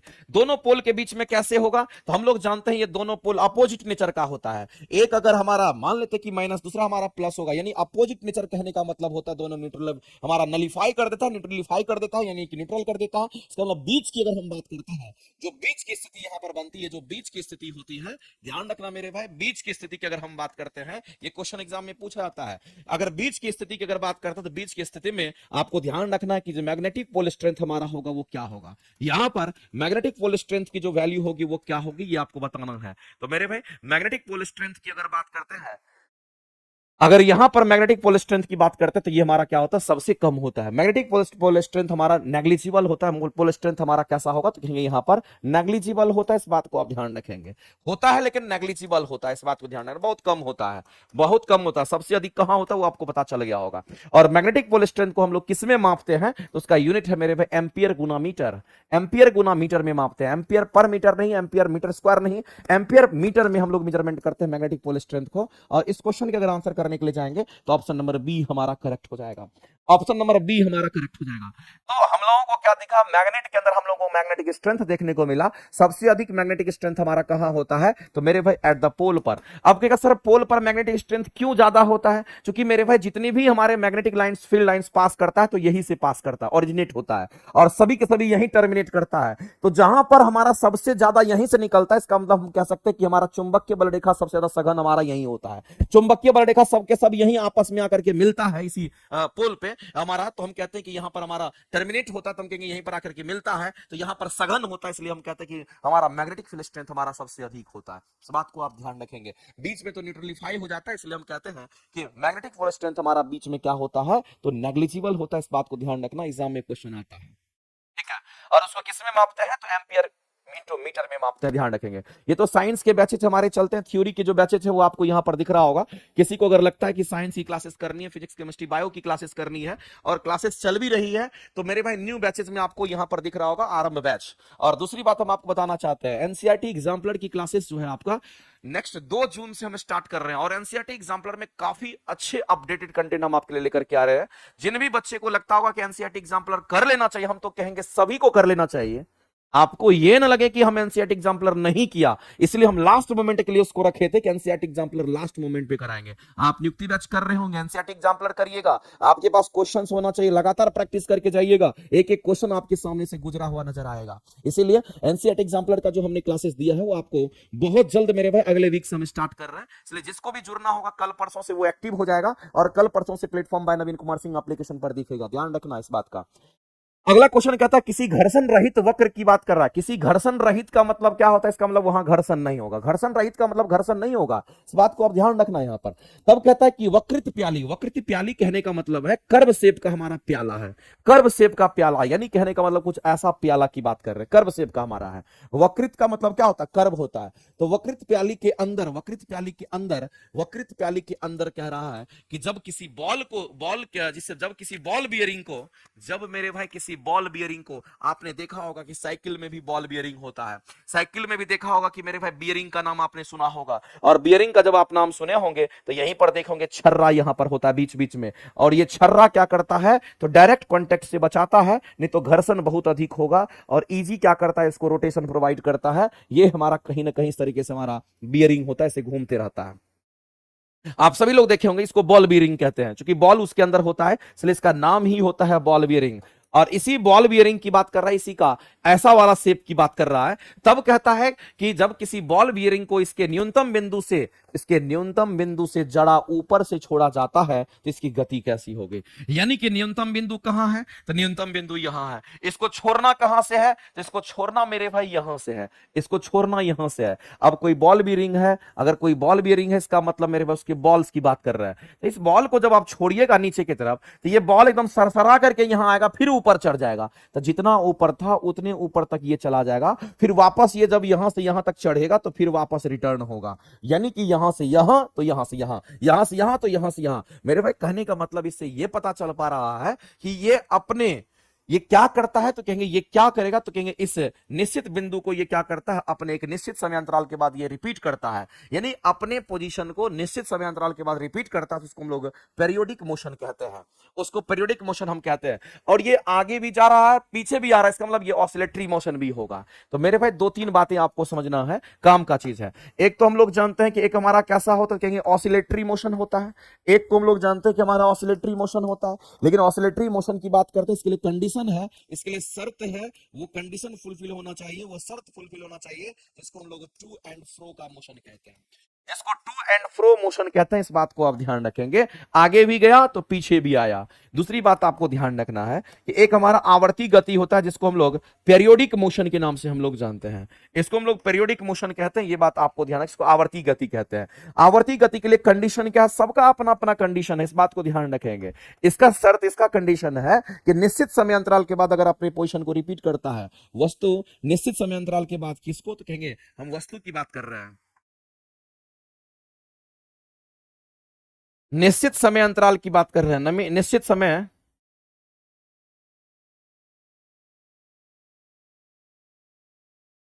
निश्चित समय अंतराल, निश्चित समय अंतराल के बाद वस्तु अपने पोजीशन को रिपीट करती है, वस्तु अपने पोजीशन को क्या करती है, तो अपने पोजीशन को रिपीट करती है। अगर अपने पोजीशन को वह रिपीट करते इसको पीरियोडिक मोशन कहते हैं। अब मेरे भाई एक और टर्म आता है जिसको हम लोग एसएचएम कहते हैं, जिसको सिंपल हार्मोनिक मोशन कहते हैं। अगर सिंपल हार्मोनिक मोशन की अगर हम बात करते हैं तो सिंपल हार्मोनिक मोशन मेरे भाई, जब कभी भी सिंपल हार्मोनिक मोशन की बात करते हैं तो ये किसी फिक्स्ड पॉइंट के अबाउट सिंपल हार्मोनिक मोशन होता है। ये किसी फिक्स्ड पॉइंट के अबाउट होता है, इस बात को ध्यान रखना। किसी फिक्स्ड पॉइंट के अबाउट हमारा क्या होगा, तो किसी फिक्स्ड पॉइंट के अबाउट हमारा क्या होगा, किसी फिक्स्ड पॉइंट के अबाउट हमारा क्या होगा, किसी फिक्स्ड पॉइंट के अबाउट हमारा क्या करता है, तो एसएचएम हमारा होता है। तो एसएचएम जो होता है वो किसी फिक्स्ड पॉइंट के अबाउट होता है, लेकिन इसके लिए कोई फिक्स पॉइंट की जरूरत नहीं है। टू एंड फ्रो का मोशन करेगा तो ऑसिलेशन होगा। अगर निश्चित समय अंतराल के बाद अगर अपनी पोजीशन को बार बार रिपीट कर रहा है, 5 सेकंड में आया, 5 सेकंड में आया, 5 सेकंड में आया, 5 सेकंड में आया, हर एक जगह टाइम बराबर कर लेता है, तो समझ लेना वो पीरियोडिक मोशन में हमारा होगा। टाइम बराबर नहीं ले रहा है तो पीरियोडिक मोशन में नहीं होगा। तो मेरे भाई ये जो बॉल है ऊपर जा रहा है, आ रहा है, और ये जो हमारा बॉल है, ये जो कर्व सरफेस हमारा लिया गया है, ये कर्व सरफेस कैसा है, ये जो कर्व सरफेस है पहले ही क्वेश्चन में बोल दिया गया है कि ये जो कर्व सरफेस है ये घर्षणहीन है, इसमें कोई घर्षण नहीं है, ये कंप्लीट रूप से घर्षणहीन है। जब ये घर्षणहीन है इसका मतलब यहां से चलेगा तो यहीं पहुंचेगा, यहां से चलेगा तो यहीं पहुंचेगा, सेम टाइम में जाएगा, सेम टाइम में हमारा आएगा। इसका मतलब कहीं ना कहीं ये पीरियोडिक मोशन को फुलफिल कर रहा है। और साथ ही साथ ये ऑसिलेशन भी इसमें हमारा हो रहा है। टू एंड फ्रो का मोशन मतलब ऑसिलेशन भी हमारा हो रहा है। तो मेरे भाई अब यहां पर बात आता है कि इस क्वेश्चन का आंसर हम लोग क्या करने वाले हैं। तो इस क्वेश्चन का अगर आंसर करेंगे तो आवर्ती गति हमारा होती है, सरल आवर्त गति। सरल आवर्त गति का हम एसएचएम की बात करते हैं। एसएचएम हमारा फिक्स पॉइंट के अबाउट होता है। मेरे वजह से कि पेंडुलम ऐसे लटका दीजिएगा तो यहां फिक्स कर दीजिए, तब ये ऐसे करेगा तो इसको एसएचएम कहते हैं, क्योंकि यहां पर फिक्स पॉइंट हमारा होता है।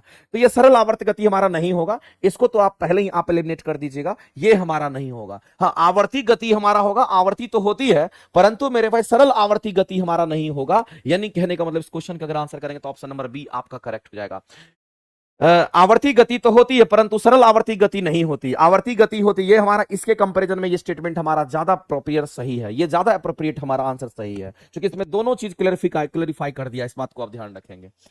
आगे चलते हैं। और भी एक चीज हमारा रीस्टोरिंग फोर्सेस का इसमें कंसेप्ट आता है, लेकिन हम यहां पर वो चीज नहीं बताएंगे आपको। जो चीज बताने लायक था मैंने बता दिया, काम आपका चल जाएगा।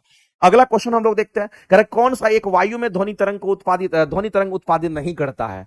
कौन सा एक वायु में ध्वनि तरंग उत्पादित नहीं करता, आपको बताना है। बताइए क्या ध्वनि तरंग उत्पादित नहीं करता है, क्या मेरे भाई ध्वनि तरंग उत्पादित नहीं करता, वो आपको बताना है कि क्या ध्वनि तरंग उत्पादित नहीं करना, ये आपको बताना है। फास्ट ध्वनि तरंग द्वारा उत्पादित हमारा नहीं होता है। कौन सी घटना ऐसी है जो कि ध्वनि तरंग के द्वारा उत्पादित नहीं होती, ये आपको बताना है। तो आप कहेंगे सर हमारा ध्रुवन की बात कर रहा है, विवर्तन की बात कर रहा है और परावर्तन की बात कर रहा है। हम लोग जानते हैं कि परावर्तन हमारा होता है, ध्वनि में परावर्तन होता है, ध्वनि का विवर्तन होता है। आप देखते होंगे कि इस घर में बैठे हुए हैं, घर में छोटा छोटा छेद है, अगर मान लेते हैं कि वेंटिलेटर वगैरह लगा हुआ रहता है, वेंटिलेशन रहता है, आप इस रूम में बात कीजिएगा तो आपका आवाज दूसरे रूम में सुनाई देता है। इसका मतलब कहीं ना कहीं उसका विवर्तन हो रहा है, डिफ्रैक्शन हो रहा है साउंड का, इसलिए सुनते हैं। रिफ्लेक्शन भी साउंड का होता है, हमारी आवाज दीवार से टकराती है वापस हमारी कानों में आती है, उसको हम लोग ध्वनि का परावर्तन कहते हैं। तो ये भी हमारा पॉसिबल है, ये भी हमारा पॉसिबल है। क्या पॉसिबल नहीं है, तो मेरे भाई ध्वनि का ध्रुवीकरण नहीं होता है, ये पॉसिबल नहीं है। इस बात को मैंने कई बार बोला है और एग्जाम में ये रिपीट होते रहता है ये क्वेश्चन, क्या पॉसिबल नहीं है, तो ध्वनि का ध्रुवीकरण पॉसिबल नहीं है। इस बात को ध्यान रखेंगे। हाँ, प्रकाश का प्रोडक्शन होता है, प्रकाश का ध्रुवीकरण होता है, लेकिन ध्वनि का ध्रुवीकरण नहीं होता, यह बात आपको ध्यान रखना पड़ेगा। एकदम सिंपल सा बात है। आगे चलते हैं नेक्स्ट। और पोलराइजेशन जब हमारा होता है तो अनपोलराइज्ड लाइट को पोलराइजर लगा करके निकोल प्रिज्म के सहायता से हम क्या करते हैं, एक दिशा में प्रकाश को मोड़ देते हैं। इसी घटना को हम लोग प्रकाश का ध्रुवीकरण कहते हैं। ठीक है, आगे चलते हैं।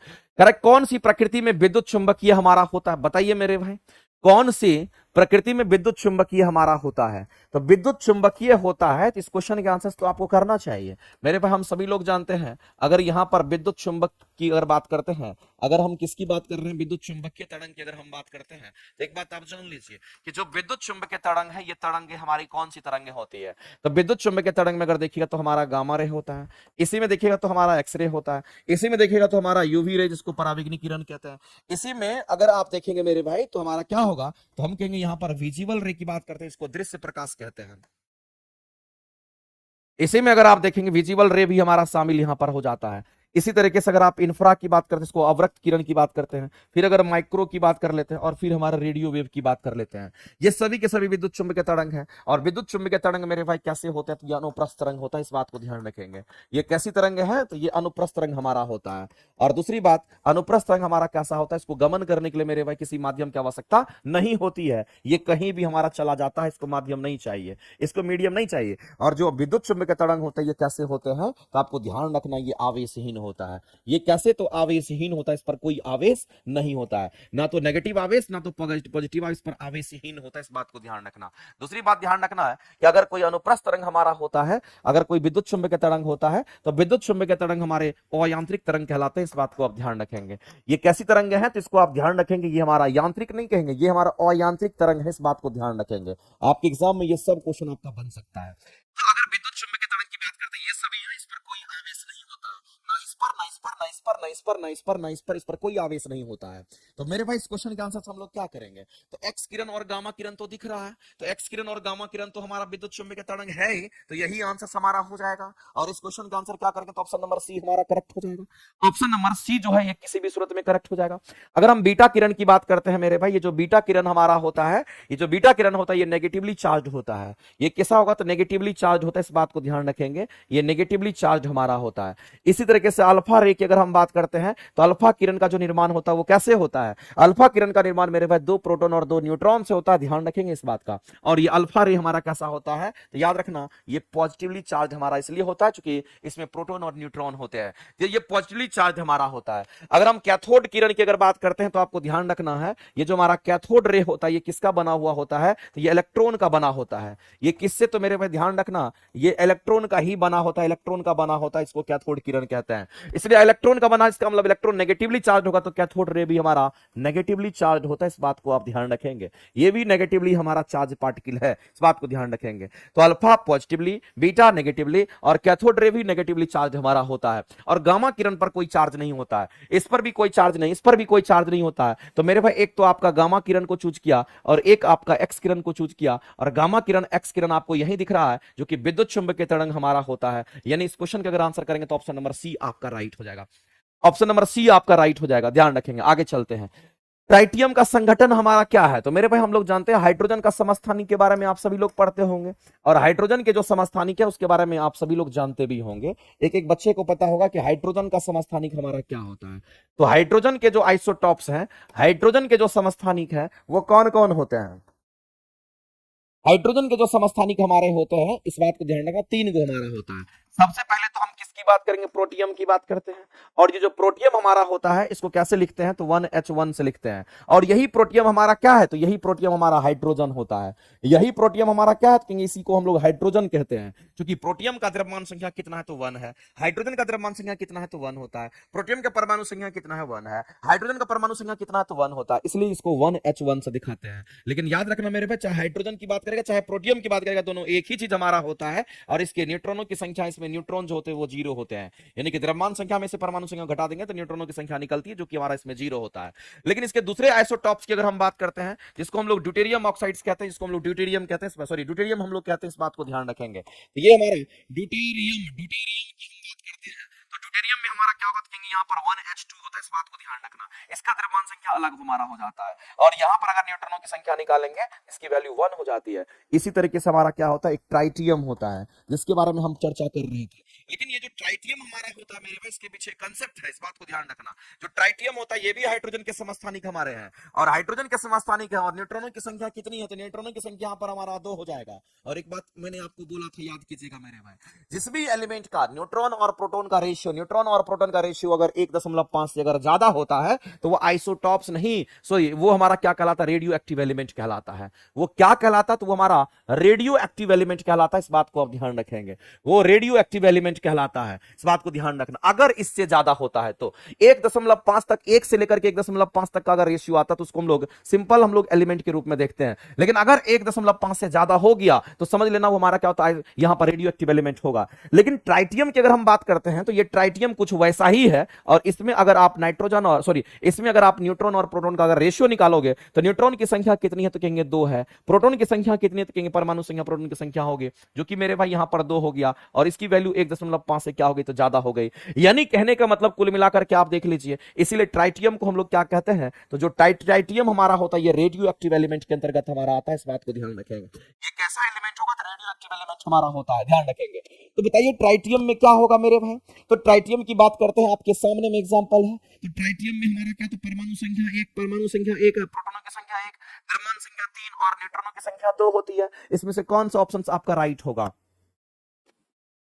कौन सा राइट आंसर हम लोग करेंगे, तो मेरे भाई अगर कोई आवेश नहीं है तो एक इलेक्ट्रॉन भी हमारा होगा, एक इलेक्ट्रॉन, एक प्रोटॉन, एक परमाणु संख्या हम कह सकते हैं। न्यूट्रॉनों की संख्या तो 2 होनी चाहिए, इसमें लगता है कुछ मिस्टेक है इस क्वेश्चन में मेरे भाई, लगता है टाइपिंग मिस्टेक है, यहां पर 11 नहीं होना चाहिए, एक इलेक्ट्रॉन होना चाहिए था। 1 मिनट में मिला लेता हूं, शायद इस क्वेश्चन के जो आंसर्स हैं वो आपके थोड़ा इसमें गलत दे रखे हैं। बिल्कुल मेरे भाई एक होना, 11 नहीं होगा, एक इलेक्ट्रॉन हमारा होता है, क्योंकि ये एक इलेक्ट्रॉन हमारा होता है। क्योंकि आपको जानते हैं कि जब किसी भी एलिमेंट पर आवेश नहीं होता है, जब किसी इलेक्ट्रॉन पर आवेश, सॉरी किसी एलिमेंट पर आवेश नहीं होता है, तो जितना उसका परमाणु संख्या उतना ही प्रोटॉनों संख्या उतना ही इलेक्ट्रॉनों की संख्या होती है। तो कितना है इसका 1, इलेक्ट्रॉन की संख्या कितनी होगी 1, तो बताइए मेरे भाई इसमें प्रोटॉन की संख्या भी कितनी होगी, तो 1 होगी, लेकिन न्यूट्रॉन की संख्या कितनी है, तो इतनी है। तो इलेक्ट्रॉन और प्रोटॉन की संख्या बराबर और न्यूट्रॉन की संख्या यहाँ पर 2 है, इसका मतलब मेरे भाई ये इस क्वेश्चन का राइट आंसर है।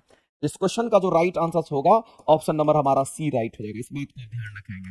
और ट्राइटियम हमारा क्या है, तो ट्राइटियम एक रेडियो एक्टिव एलिमेंट है, जबकि ये दोनों रेडियो एक्टिव एलिमेंट के अंतर्गत हमारा नहीं आता, इस बात को ध्यान रखेंगे। और यही ड्यूटेरियम जो हमारा है, इसी ड्यूटेरियम से भारी जल बनता है, इसी ड्यूटेरियम से क्या बनता है मेरे भाई, तो इसी से भारी जल का निर्माण होता है, इसी से भारी जल का निर्माण होता है, ये भी बात याद रखना है, इसी से भारी जल का निर्माण होता है। और भारी जल किसको कहते हैं, जो ड्यूटेरियम ऑक्साइड्स को कहते हैं, नामे से पता चलता है, ड्यूटेरियम ऑक्साइड्स यानी D2O की बात करते हैं, कई बार पूछा भी जाता है। अगला हमारा रेडियो एक्टिव पदार्थ की अर्ध आयु 4 महीने का। आप बताइए मेरे भाई, अगर रेडियो एक्टिव पदार्थ का अर्ध आयु कितने महीने का है, 4 महीने का दे रखा है, 4 महीने का, यानी कि आपको हाफ लाइफ दे रखा है क्वेश्चन में, और हाफ लाइफ कितने महीने का दे रखा है, तो हाफ लाइफ को हम लोग ऐसे लिखते हैं टी हाफ, ये 4 मंथ का आपको दे रखा है, जैसा लिखा है वैसा ही लिखेंगे। तब कह रहा है कि इस पदार्थ के 3/4 का क्षय होने में कितना समय लगेगा, ये आपसे पूछा गया है। इस पदार्थ के 3/4 क्षय होने में कितना समय लगेगा, ये क्वेश्चन आपसे पूछा गया, महीने में निकालना है, इसलिए इसको वर्ष वगैरह में कन्वर्ट करने की जरूरत नहीं है। अब आपको मैंने बोला था मेरे भाई, रेडियो एक्टिव एलिमेंट के लिए कुछ हमारा फॉर्मूला जिसको याद रखिएगा और ये हमेशा काम आएगा, उसी से आपको सॉल्यूशन करना है, कुछ ज्यादा बतौलाबाजी नहीं करना है। रेडियो एक्टिव एलिमेंट के जब भी न्यूमेरिकल क्वेश्चन आपको आएंगे तो ये 3 फॉर्मूला काम आएगा। हाफ लाइफ का एक फॉर्मूला होता है 0.693 डिवाइडेड बाय हम लोग लैम्डा करते हैं। दूसरा फॉर्मूला हमारा हाफ लाइफ का कितना होगा, तो हम कहेंगे दूसरा फॉर्मूला इसके सेंस में हमारा क्या होगा, कहेंगे यहां पर कुल समय बराबर हमारा कितना होगा, कहेंगे कुल समय बराबर हमारा होता है हाफ लाइफ गुना में हम n से मल्टीप्लाई करते हैं। और तीसरा फॉर्मूला हमारा होता है n बराबर क्या, तो n naught divided by 2 to the power n होता है, जहां n किसको रिप्रेजेंट करता था, ये शेष को, और n नॉट किसको रिप्रेजेंट करता था मेरे भाई, ये टोटल को रिप्रेजेंट करता है, इस बात को आप ध्यान रखेंगे। अब क्वेश्चन को पढ़िए और थोड़ा फील करने का कोशिश कीजिए। आपको हाफ लाइफ दे रखा है और कह रहा है कि 3/4 क्षय होने में जो समय लगेगा, इसका मतलब कुल समय पूछ रहा है कि कितना लगेगा, उसको कुल समय की बात कर रहा है, यानी आपसे ये पूछा जा रहा है, ये पूछा जा रहा है, ये पूछा जा रहा है। अब ये पूछा जा रहा है आपसे, ये दे रखा है, ये पूछा रहा है, ये दे रखा है, इसका मतलब कहीं ना कहीं इसका यूज करके n का मान निकालेंगे, और ये दे रखा है n का मान निकल जाएगा तो कुल समय निकल जाएगा। तो इस क्वेश्चन को अगर सॉल्व करने के लिए जाएंगे तो हम लोग क्या करेंगे, तो हम लोग n बराबर क्या करेंगे, n naught divided by 2 to the power n रखेंगे। मेरे भाई हम लोगों को ये बोला गया है कि 3/4 शेष रहने के लिए, इस पदार्थ के 3/4 का क्षय होने में समर्थ 3/4 क्षय होने में समय लगेगा। 3/4 क्षय अगर हो जाएगा तो बचेगा कितना, 1/4 बचेगा, तो शेष कितना बचेगा, तो 1/4 बचेगा। इसका मतलब इसके जगह पर 1/4 रखना पड़ेगा, इसके जगह पर क्या रखना पड़ेगा, तो 1/4, 3/4 तो हमारा क्षय हो जाएगा, तो 1/4 शेष बच गया, और टोटल कितना, तो 1 में होगा, और 2 का पावर कितना, तो n कर देंगे। अगर इसी फॉर्मेट को अगर लिखना चाहते हैं तो हम लोग लिख सकते हैं 2 का स्क्वायर, और यहां पर 2 का पावर कितना, तो n। तो मेरे भाई इसी चीज को अगर आप लिखना चाहते हैं तो n की वैल्यू यहां पर 2 आ जाएगी, n की वैल्यू 2 आ जाएगी। अब अगर आप इसका यूज कर लिए, अगर आप इस फार्मूला का यूज करके n का मान निकाल लिए, तो आप यहां से कुल समय भी आप निकाल सकते हैं, कितना उसको क्षय होने में समय लगेगा। तो कुल समय का फॉर्मूला होता है हाफ लाइफ गुना में हमारा n होता है, हाफ लाइफ 4 महीने का था, n की वैल्यू मैंने कैलकुलेट की यहां पर 2, वैल्यू हमारा कितना होगा, कहीं 8 महीना लग हो जाएगा मेरे भाई, यानी कि उसको 3/4 3/4 को क्षय करने में उसको कितना समय लग जाएगा, तो 8 महीने का समय लग जाएगा। और इस क्वेश्चन के जो आंसर करेंगे ऑप्शन नंबर सी आपका राइट हो जाएगा। तो जो फॉर्मूला हमने बताया है, इसी फॉर्मूला का आप यूज करिएगा, बार बार कीजिए, एक बार नहीं बार बार कीजिएगा, जितना कीजिएगा उतना ही ज्यादातर आप समझ में आ जाएगा। डिस्कशन देखने के बाद एप्लीकेशन पर टेस्ट देने वाले कौन कौन हो? मुरली सागर जी टेस्ट दीजिए, डिस्कशन कीजिए, टेस्ट दीजिए, डिस्कशन कीजिए, क्या क्या करते रहते हैं। चलिए अगला क्वेश्चन हम लोग देखते हैं। अगला कहेगा कि शुद्ध जल में नमक को घोलने पर, ये तो कई बार पढ़ चुके हैं। अगर नमक में पानी में नमक मिलाते हैं तो उस पानी का बॉइलिंग पॉइंट बढ़ जाता है। पहले 100 डिग्री पर बॉयल होगा, तब 100 से ज्यादा पर बॉयल होता है।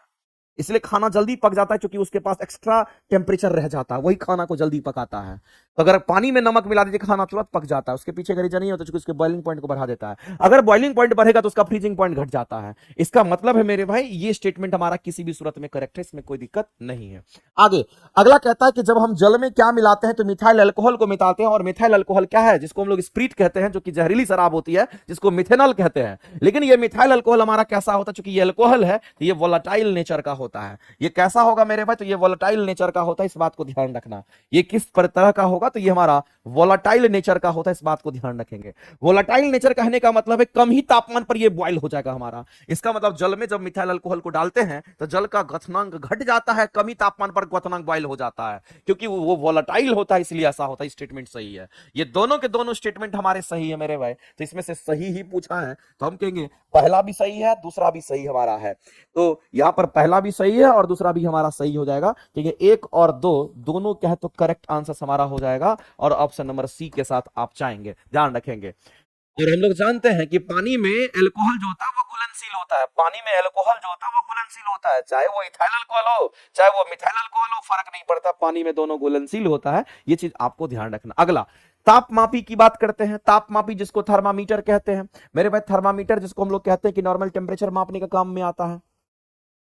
एक बात आप जान लीजिए, अगर हम तापमापी की बात करते हैं, थर्मामीटर की अगर हम बात करते हैं, तो एक चीज हम लोग सभी लोग जानते हैं, ये जो हमारा थर्मोमीटर हमारा होता है, तापमापी जिसको हम थर्मोमीटर हम कहते हैं मेरे भाई, ये क्लिनिकल थर्मामीटर जिसको हम लोग डॉक्टरी थर्मामीटर कहते हैं, जिसको हम लोग अपना बॉडी टेम्परेचर मेजरमेंट करने के लिए यूज करते हैं, इन सभी के बारे में अगर हम चर्चा करें तो आपको ध्यान रखना है। एक तापमापी थर्मामीटर होता है, और इस तापमापी थर्मामीटर में हमारा मरकरी भी यूज होता है, और साथ साथ कुछ एल्कोहल का भी इस्तेमाल हम लोग करते हैं। एल्कोहल भी उसमें यूज करते हैं, ताकि एल्कोहल मिला देंगे तो जल्दी उसके अंदर का जो पदार्थ वो जमेगा नहीं, इस बात को ध्यान रखेंगे। तो अगर हम यहां पर इसका यूज करते हैं तो इसमें जो द्रव होने वाला पदार्थ हमारा एल्कोहल भी, पानी यूज नहीं करते हैं हम लोग, पारा और एल्कोहल को मिक्स करके यूज करते हैं। दोनों आंसर हमारा सही होना चाहिए, और इस क्वेश्चन के अगर आप आंसर करेंगे तो ऑप्शन नंबर आपका डी यहां पर करेक्ट हो जाएगा। मोर ऑन हमारा एक से अधिक राइट आंसर हमारा होना चाहिए, इस बात को ध्यान रखना। आगे चलते हैं। एक दूध वाला दूध में थोड़ी मात्रा में बेकिंग सोडा मिला देता है। एक बात बताइए मेरे भाई, अगर हम मिल्क की बात करते हैं, हम दूध की बात करते हैं, और हम सभी लोग जानते हैं कि दूध में हमारा कौन सा एसिड होता है? लैक्टिक एसिड होता है। इसमें कैसा एसिड होगा? क्योंकि इसमें हमारा लैक्टिक एसिड होता है, और इस लैक्टिक एसिड का जो पीएच मान होता है वो लगभग मेरे भाई 6 के आसपास होता है। अब इस दूध में आप क्या मिक्स कर रहे हैं? तो इस दूध में आप यहां पर मिक्स कर रहे हैं मेरे भाई, क्या? तो इसमें मिक्स कर रहे हैं आप यहां पर किसको? तो बेकिंग सोडा को। आप इसमें मिक्स कर रहे हो बेकिंग सोडा को। अगर आप इसमें बेकिंग सोडा को अगर मिक्स कर रहे हो तो बेकिंग सोडा क्षारीय प्रकृति का होता है। ये हमारा बेकिंग सोडा क्षारीय प्रकृति का होता है, इस बात को ध्यान रखना। और बेकिंग सोडा का जो पीएच मान हमारा होता है ये 7 से भी मेरे भाई ज्यादा होता है। तो अब एक का पीएच मान 6 से, एक का पीएच मान 6 है, एक का पीएच मान 7 से ज्यादा है, तो कहीं ना कहीं मेरे भाई ये कैसा होगा? तो कहेंगे ये अगर 6 और 6 होता तो न्यूट्रल हो जाता, लेकिन यहां पर हमारा क्या 6 है, यहां पर हमारा 7 से भी ज्यादा होता है। इसका मतलब कहीं ना कहीं ये क्षारीय नेचर का ही बनाएगा, क्योंकि ये मान ज्यादा है। तो मेरे भाई जो घोल बनेगा उस घोल को हम लोग क्षारीय प्रकृति की तरह देखेंगे, अम्लीय तो नहीं होगा। और कैसा क्षारीय होगा? तो बहुत अधिक भी हमारा यहां पर हम कहेंगे कि पीएच मान ज्यादा नहीं है, इसलिए इसको दुर्बल क्षार के अंतर्गत ही हम लोग रखेंगे। यानी इस क्वेश्चन के आंसर हम लोग क्या करेंगे? तो ऑप्शन नंबर बी करेंगे, प्रबल क्षार नहीं होगा मेरे भाई। ये अम्ल तो होबे नहीं करेगा, क्योंकि वो 6 है तो ये 7 से ज्यादा होता है, इसलिए हम लोग दुर्बल क्षार के रूप में देखेंगे। यहां पर हम लोग कहेंगे ऑप्शन नंबर बी हमारा करेक्ट हो जाएगा यहां पर। इस तरीके से आगे चलते हैं। अगला हमारा है उत्कृष्ट धातु की बात कर रहा है, नोबेल मेटल्स की बात करता है। और हम लोग जानते हैं नोबेल मेटल किसको कहते हैं? जो मेरे भाई हमारे ऑक्सीजन वगैरह से प्रतिक्रिया नहीं करता है, जो नॉन रिएक्टिव एलिमेंट्स होता है, उसको हम लोग क्या कहते हैं? नोबेल मेटल के नाम से हम लोग जानते हैं। ये बात आपको ध्यान रखना है। नॉन रिएक्टिव जो एलिमेंट होता है, जो नॉन रिएक्टिव एलिमेंट है, इस बात को ध्यान रखना। जो नॉन रिएक्टिव एलिमेंट हमारा होता है, जो ऑक्सीजन वगैरह से प्रतिक्रिया करके ऑक्सीडेशन नहीं कर पाता, उसको हम लोग यहां पर नोबेल मेटल के नाम से हम लोग जानते हैं। इसी को हम लोग क्या कहते हैं? तो नोबेल मेटल के नाम से जानते हैं। और नोबेल मेटल का तो एग्जांपल याद रख लेना चाहिए आपको। कौन कौन सा हमारा नोबेल मेटल होता है? जैसे सोना हो गया हमारा, जैसे हम चांदी की बात करते हैं, जैसे हम यहां पर प्लेटिनम की बात अगर कर ले तो वो भी हमारा चलेगा। तो मेरे पास सोना चांदी प्लेटिनम तो हमारा होगा ही होगा। इसके अलावे भी हमारा और भी सब्सटेंस होता है, जैसे हमारा पैलेडियम भी हमारा होता है, पीडी मतलब पैलेडियम होगा, हमारा ऑस्मियम भी हमारा होता है, ये सब हमारा कैसा कहेंगे सब नोबेल मेटल के अंतर्गत हमारा आता है। और नोबेल मेटल को मेरे भाई याद रख लीजिएगा, ये सब नोबेल मेटल हमारा उत्कृष्ट हमारा धातु कहलाता है। अब कह रहा है उत्कृष्ट धातु प्रकृति में शुद्ध रूप में प्राप्त होता है। जो हमारा उत्कृष्ट धातु उसको नोबेल मेटल कहते हैं, ये किसी के साथ प्रतिक्रिया नहीं करता है। जब किसी के साथ प्रतिक्रिया नहीं करेगा तो इसमें अशुद्धियां नहीं होगी, जब अशुद्धियां नहीं होगी तो इसको हम लोग शुद्ध रूप में प्राप्त कर सकते हैं। यानी स्टेटमेंट हमारा बिल्कुल राइट है, ये स्टेटमेंट हमारा बिल्कुल राइट है, इसमें कोई दिक्कत नहीं है, ये शुद्ध रूप में प्रकृति में उपलब्ध हो जाएगा। यूरेनियम की बात करते हैं और सीसा की बात करते हैं, क्या उत्कृष्ट हमारा धातु था? बिल्कुल भी नहीं मेरे भाई, ये स्टेटमेंट टोटली रॉन्ग है। तो एक ही स्टेटमेंट हमारा सही है, और सही पूछा गया तो केवल एक राइट आंसर करेंगे, और ऑप्शन नंबर ए आपका करेक्ट हो जाएगा। ऑप्शन नंबर ए जो है आपका राइट हो जाएगा। नेक्स्ट, स्टील को स्टील से स्टेनलेस स्टील प्राप्त करने के लिए उसमें कुछ तत्वों को मिलाकर के अधिक संशोधित किया जाता है। निम्न में से कौन सा कार्य के लिए उपयुक्त प्रयुक्त हमारा नहीं किया जाता है? किसको हम यूज नहीं करते हैं, ये पूछा गया है। तो एक बात आप जान लीजिए मेरे भाई, अगर स्टील से स्टेनलेस स्टील बनाना है, ये स्टील है, और स्टील को क्या बनाना, स्टेनलेस स्टील बनाना, इस बात को ध्यान रखना। इसको स्टेनलेस स्टील अगर बनाना है तो क्या करना पड़ेगा? तो अगर स्टील को स्टेनलेस स्टील अगर बनाना है तो मेरे भाई स्टेनलेस स्टील जो हमारा होता है, इसमें हम लोग क्या मिलाएंगे? इसमें हम लोग आयरन मिलाते हैं। इसमें और क्या मिलाएंगे? आयरन के अलावा आपको ध्यान रखना, क्रोमियम तो हमारा मिक्स जरूर होता है। आयरन हो गया, साथ ही साथ क्रोमियम हो गया जो जंग नहीं लगने देगा, उसके साथ साथ निकल भी मिला सकते हो, निकल भी हमारा होता है। साथ ही साथ मेरे भाई मैग्नीज की भी कुछ मात्रा, कार्बन भी हो सकता है, मैग्नीज भी हमारा थोड़ा बहुत मात्रा में होता है। यानी जो स्टेनलेस स्टील होता है जिसमें जंग वगैरह नहीं लगता है, उसमें ये सारे कंपोनेंट होते हैं, और खास करके इसमें जो इंपॉर्टेंट हमारे हैं वो हमारा ये तो बिल्कुल ही होता है, इसकी मात्रा थोड़ी कम होती है। लेकिन मेरे भाई इसमें सिलिकॉन ऐड नहीं करते, इस बात को ध्यान रखना। क्या यूज नहीं करते? तो ये यूज नहीं करते हैं, इसको करते हैं, इसको भी करते हैं, लेकिन इसको यूज नहीं करते हैं। अगर आप स्टील में सिलिकॉन मिला देते हैं, ध्यान रखना, अगर आप ये आपके पास स्टील है और स्टील में अगर आप ऐड कर देते हैं, किसको ऐड? सिलिकॉन को अगर आप ऐड करते हैं, तो ऐड अगर सिलिकॉन करेंगे तो मेरे भाई स्टील हमारा कैसा हो जाएगा? तो स्टील हमारा हार्ड हो जाता है, स्टील हमारा हार्ड हो जाता है। जबकि स्टेनलेस स्टील की बात करते हैं, ये लचीला होता है, मुलायम होता है, जंग नहीं लगता, इस बात को आप समझिएगा मेरे भाई। तो ये हमारा सॉफ्ट हमारा होता है। अगर स्टील को स्टेनलेस स्टील बनाना है तो आप समझ लीजिए ये सब मिलाना पड़ता है। खास करके इसमें से जो एलिमेंट आपके मुख्य रूप से होते हैं, हमारे आयरन की बात करते हैं, क्रोमियम की बात करते हैं, निकल की बात करते हैं और कार्बन की बात करते हैं, ये तो मुख्य रूप से हमारा होता ही होता है। इस बात को ध्यान रखिएगा। क्या नहीं ऐड करेंगे, क्या उस कार्य के लिए प्रयुक्त नहीं होगा? तो कहेंगे हमारा सिलिकॉन यूज नहीं करते हैं, और सिलिकॉन अगर यूज करेंगे तो वो उसको हार्ड कर देता है, ध्यान रखेंगे। जल किसी अन्य द्रव की अपेक्षा अधिक पदार्थों को घोल सकता है। हम लोग जानते हैं मेरे भाई, पानी की बात करते हैं, पानी को यूनिवर्सल सॉल्वेंट के नाम से हम लोग जानते हैं, कि बच्चे को पता होगा, पानी यानी कि H2O की बात करते हैं, और इसको हम लोग यूनिवर्सल सॉल्वेंट कहते हैं। बताइए पता है कि नहीं पता है? इसको हम लोग यूनिवर्सल सॉल्वेंट के नाम से जानते हैं, और यूनिवर्सल सॉल्वेंट हम उसको कहते हैं जो अपने आप में सबको घोल सकता है, उसको यूनिवर्सल सॉल्वेंट कहते हैं। अब ये क्यों घोल सकता है, इसको आप समझिए। अगर पानी के स्ट्रक्चर को अगर आप देखना चाहते हैं, इसके स्ट्रक्चर को अगर देखना चाहते हैं, तो आप ये समझिए इसका स्ट्रक्चर हमारा कैसा होता है। इसका स्ट्रक्चर में अगर देखिएगा तो हम लोग जानते हैं H2O में 2 हाइड्रोजन 1 ऑक्सीजन, तो मेरे भाई एक ऑक्सीजन से 2 हाइड्रोजन को आप लटका दीजिए। अब ऑक्सीजन के बाहरी कक्षा में हमारे कितने इलेक्ट्रॉन? तो 6 इलेक्ट्रॉन बचते हैं, तो 2 तो चलो यहां पर हमारा भाग ले लिया है, बचा 6। इसका मतलब कहीं ना कहीं 2 लोन पेयर होगा, एक लोन पेयर यहां, एक लोन पेयर हमारा होता है, 2 लोन पेयर हमारा होता है। और इसके बीच में जो बॉन्ड एंगल हमारा होता है, ये जो बॉन्ड एंगल हमारा थीटा होता है, ये 104.5 डिग्री का होता है। कई बार मेरे भाई ये बॉन्ड एंगल भी पूछता है, इस बात को ध्यान रखना, यहां पर बॉन्ड एंगल भी पूछता है। दूसरी बात मेरे भाई, अगर हमारा यहां पर ऑक्सीजन है, तो ऑक्सीजन की अगर हम बात करते हैं, तो ऑक्सीजन पर अगर हम देखते हैं, तो यहां पर हमारा अगर प्लस हमारा डेल्टा, सॉरी ऑक्सीजन पर अगर हमारा माइनस अगर डेल्टा हमारा चार्ज होगा, तो हाइड्रोजन पर हमारा कैसा? तो प्लस डेल्टा होगा। यहां पर भी हमारा प्लस डेल्टा होता है। और जब माइनस और प्लस हमारे चार्ज आवेशित अगर हो जाते हैं, तो ये क्या करता है? तो अट्रैक्ट और रिपेल कर सकता है ये आसानी से, इसलिए किसी भी चीज में आसानी से आयनित होकर के घुल जाता है। और इसके पास कैसी प्रॉपर्टी होती है? तो ये यूनिवर्सल सॉल्वेंट हमारा कहलाता है। अपने आप में ये किसी को भी घोल सकता है, ये पानी के अंदर ऐसी प्रॉपर्टी होती है। क्योंकि मेरे भाई हम सीधा कह सकते हैं ये हमारा किस नेचर का होता है, इसकी ये हम कह सकते हैं इसकी प्रकृति द्विध्रुवीय होती, बाइपोलर होता है। ये डायपोल नहीं कहेंगे, ये डायपोल गलत लिखा हुआ है, इसको डायपोल नहीं कि बाइपोलर हम लोग कह सकते हैं। यहां पर ये कैसा होगा? तो इसको हम लोग बाइपोलर नेचर का हमारा होता है। बाइपोलर कहने का मतलब एक प्लस चार्ज एक माइनस चार्ज इसमें उपलब्ध होता है। तो मेरे भाई इसकी प्रकृति कैसी होगी? तो ये हमारा इसकी प्रकृति बाइपोलर यानी कि पोलर होगा। इस बात को ध्यान ध्यान रखेंगे, इसीलिए ये अपने आप में सबको घोल सकता है। और इस क्वेश्चन के आंसर क्या करेंगे, तो ऑप्शन नंबर ए करेंगे। दूसरी बात, पानी की जब हम बात करते हैं तो पानी की विशिष्ट उष्माधारिता सबसे अधिक होती है, उष्मा अवशोषण करने की सब क्षमता सबसे अधिक होती है। दुनिया में कोई ऐसा पदार्थ नहीं है जो पानी की तरह उष्मा का अवशोषण कर पाएगा, इस बात को याद रखना, क्योंकि इसकी विशिष्ट उष्मा सबसे अधिक होती है। लेकिन इसका काउज वो नहीं है। यहां मेरे भाई लिखा है कि इसकी विशिष्ट उष्मा सबसे मान अधिक होता है। अगर जिसका मान विशिष्ट उष्मा सबसे अधिक होता है, उष्मा अवशोषण करने की क्षमता सबसे अधिक होती है। उसमें अब उष्मा अवशोषण करने की जो क्षमता होती है, उष्मा अवशोषण करने की जो क्षमता होती है वो सबसे अधिक होती है, उष्मा अवशोषण करने की क्षमता अधिक होती है। इसका ये काउज हमारा होता है, ये काउज हमारा नहीं है, इस बात को आप ध्यान रखेंगे। काउज ये हमारा तो जो अपने आप में सबको घोल सकता है, वो हमारा किस नेचर का होता है, हमारा बाइपोलर होता है, इस बात को ध्यान रखना। प्लस और माइनस हमारा आवेश उस पर होता है। बॉन्ड एंगल हमारा कितना, तो 104.5 डिग्री का होता है, उसको भी आप याद रखेंगे। तो आज थोड़ा सा मेरे भाई हम पहले ही आज क्लास को थोड़ा छोड़ेंगे, क्योंकि आज हमको थोड़ा सा कुछ काम है और 8:20 हो गया है, थोड़ा टाइम लेट भी हो गया है, हमको थोड़ा पहुंचना है कहीं पर, मेडिसिन पहुंचाना है पापा का, इसलिए हम अभी थोड़ा देर पहले ही क्लास हमको छोड़ना चाहिए था, ध्यान में नहीं रहा। लेकिन अभी जस्ट हम क्लास को छोड़ेंगे और मिलते हैं हम लोग फिर अगले क्लासेस में। जो क्वेश्चन बच गए हैं उसका डिस्कशन आपको करा देंगे। मुझे लगता है मेरे भाई कि जितने लोग तैयारी कर रहे होंगे, लाइव देख रहे होंगे, सभी लोगों को कुछ ना कुछ फायदा तो होगा ही होगा, और फायदा हो भी रहा होगा। आप लगातार मेहनत करिए, विश्वास रखिए, आपको अच्छे कंटेंट, अच्छे चीज आपको मिलते हैं, अच्छे क्वेश्चन का समावेश आपको मिलता है। तो आप ये श्योर मानिए कि आपकी सफलता जो है एकदम सुनिश्चित होगी और आप अच्छी तरीके से सफल होंगे, इसमें कहीं से कोई दिक्कत नहीं है। ठीक है, थैंक यू वेरी मच। मिलते हैं हम लोग अगले क्लासेस में। जो क्वेश्चन बचा हुआ है उसको हम लोग नेक्स्ट क्लासेस में थोड़ा सा कोशिश करेंगे करने का, ठीक है, नहीं तो बच जाएगा तो उसको सैटरडे संडे में कंप्लीट करा देंगे। ठीक है, थैंक यू वेरी मच।